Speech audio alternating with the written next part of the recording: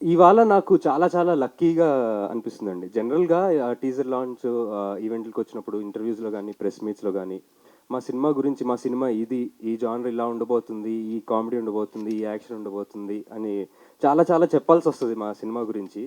But ఈ cinema గురించి పెద్దగా ఏం చెప్పక్కర లేకుండా ఫస్ట్ పార్ట్‌ని అందరూ చూసి హిట్ చేశారు.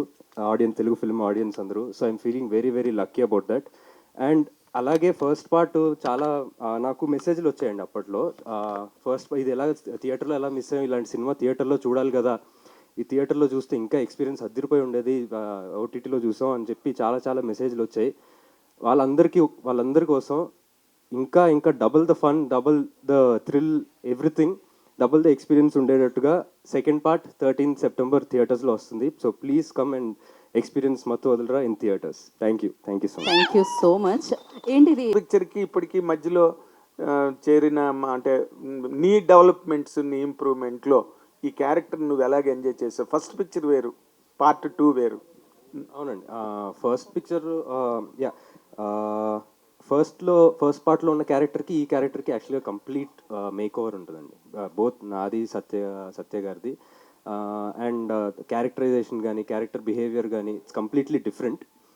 మీరు ఇందాక తనన్నట్టు బడీ కాప్ ఫిల్మ్ కాబట్టి ఇద్దరు ఇప్పుడు హీ టీమ్ అనే ఆర్గనైజేషన్స్‌లో ఏజెంట్స్ అన్నమాట.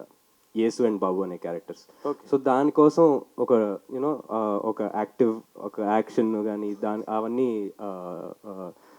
ఆ కేటగిరీస్ కూడా ఎక్స్ప్లోర్ చేయాల్సి వచ్చింది ఈ క్యారెక్టర్ కోసం. ఆడియన్స్ కానీ నిన్ను అభిమానించే వాళ్ళు కానీ ఈ క్యారెక్టర్ చూసారే భలే కొత్తగా ఉందిరా, అసలు ఫస్ట్ పార్ట్కి దీనికి సంబంధం లేదు అన్న డిఫరెన్స్ ఫీల్ అవుతారా? సేమ్ క్యారెక్టర్ క్యారీ ఓవరా? లేదు అదే అండి, ఆ డిఫరెంట్ క్యారెక్టరైజేషన్ ఉంటుంది. But at the same time core మనిషిలో ఒకటే ఉంటుంది కదండి. వాళ్ళ మనిషి తాలూకు క్యారెక్టర్స్ పైన మార్చిన, ఎటైర్ మార్చిన, వాళ్ళ బిహేవియర్ కొంత మారినా కానీ అవి ఉంటాయి. అవి క్యారీ ఫార్వర్డ్ అవుతాయి. బాబు కానీ యేసుకు కానీ ఆ కామికల్గా బిహేవ్ చేయడం కానీ, యేసు తాలూకు క్వర్క్స్ అవన్నీ ఉంటాయి.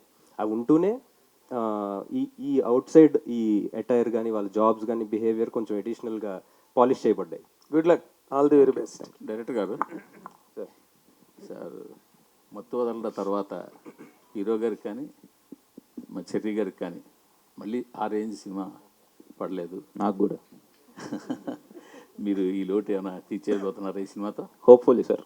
మేమైతే చాలా కన్విక్షన్తోనే చేసాం, చాలా హానెస్ట్గానే చేసాం. సో అందరికీ నచ్చాలనే తీసాం.